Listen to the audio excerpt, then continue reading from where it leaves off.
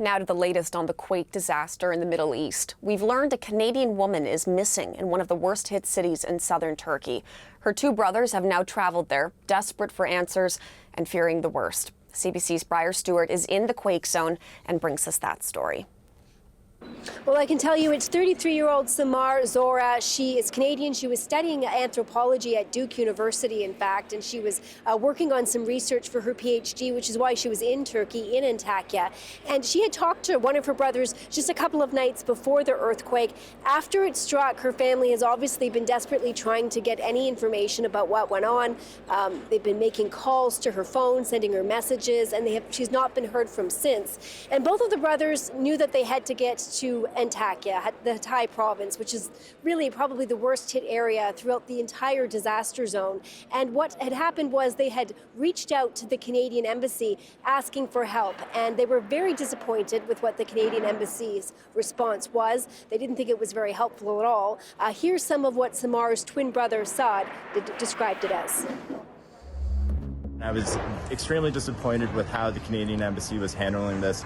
They just asked for her information and sent us emails to contact and send the information there. They advised us not to come here, which I honestly think if we didn't come here, we'd be still being referred to different phone numbers and different emails to contact. We need to confirm her. We need to see her. We have to have a proper burial for respect of the dead.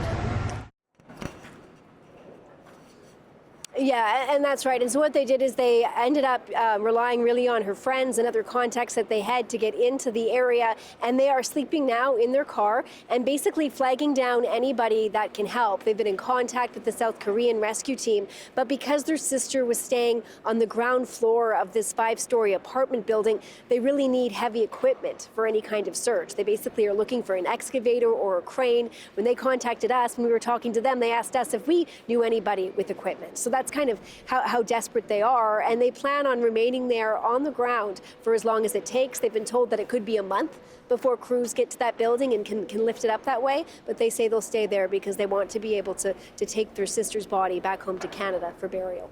The need is so great right now, Briar. Any other developments that you can tell us about, possibly even the criminal negligence investigation that's now been launched over those building codes?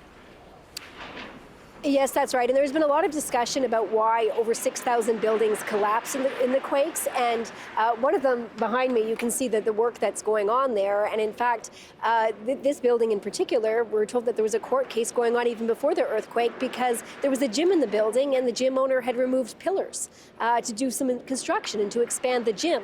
But across the whole disaster zone, Turkish officials have issued over 130 arrest warrants for people involved in the construction of buildings.